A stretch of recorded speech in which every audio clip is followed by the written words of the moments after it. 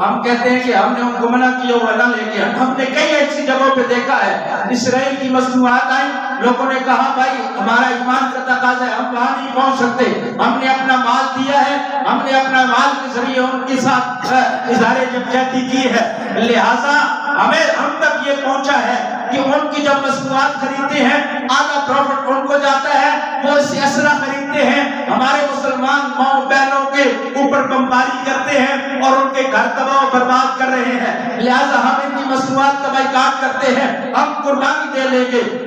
ہم کوالٹی پہ کمپرومائز کر لیں گے لیکن اپنے مسلمانوں کے ساتھ غداری نہیں کریں گے، لہٰذا بائیکاٹ کرتے ہیں۔ آپ کی آنکھوں سے ساتھ گزرا ہوگا کئی ادارے بند ہو گئے، کئی مصنوعات کا بائیکاٹ کیا گیا، آج وہ رو رہے ہیں۔ اور آپ کو ایک شنید سناتا چلا جاؤں، آپ کا یہ جذبہ رہا، آپ کے یہ جذبات رہے تو انشاءاللہ وہ